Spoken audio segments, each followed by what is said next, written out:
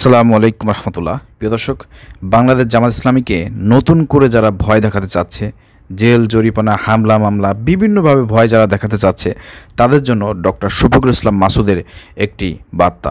চলেন প্রিয় দর্শক, বক্তব্যটি আমরা শুনে আসি। আজকে যারা জামাত ইসলামীকে আবার নতুন করে জেল জুলুম নির্যাতন হামলা মামলা রক্তচক্ষু দেখাচ্ছেন, ত্যাগের রাজনীতির জন্য যাদের জন্ম হয়েছে, নির্যাতন হামলা মামলা গুলি রক্তচক্ষু দেখে জামাত ইসলামীকে এক সেকেন্ডের জন্য স্তব্ধ করা যাবে না। প্রিয় দর্শক, ডক্টর শফিকুল ইসলাম মাসুদ ভাইয়ের বক্তব্যটি শেয়ার করে সবাইকে দেখার সুযোগ করে দেন। তিনি এক কথায় খুব সুন্দরভাবে বুঝিয়ে দিয়েছেন যে বাংলাদেশ জামাত ইসলামী ছাত্র শিবির তারা ত্যাগের রাজনীতি করে। তো যারা ত্যাগের রাজনীতি করে তাদেরকে জেল জরিমানা হামলা মামলা ভয়ভীতি দেখিয়ে কখনো দমন করা যাবে না।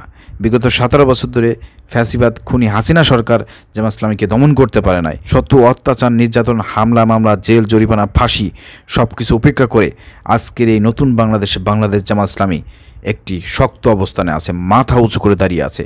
এই থেকে প্রমাণ হয় যে বাংলাদেশ জামাত ইসলামী ত্যাগের রাজনীতি করে। আর এই ত্যাগের রাজনীতি যারা করে তাদেরকে হামলা মামলা জেল জরিমানা দেখিয়ে কোনো লাভ নাই। অতএব যারা আগামীতে বাংলাদেশ জামাত ইসলামীকে এই ধরনের ভয়ভীতি দেখানোর পরিকল্পনা করতেছেন, চিন্তাভাবনা করতেছেন, তাদের এই ভিডিও থেকে একটা শিক্ষা আছে। আশা করি আপনার শিক্ষা গ্রহণ করবেন। প্রিয় দর্শক, ভিডিওটি শেয়ার করে সবাইকে দেখার সুযোগ করে দেবেন।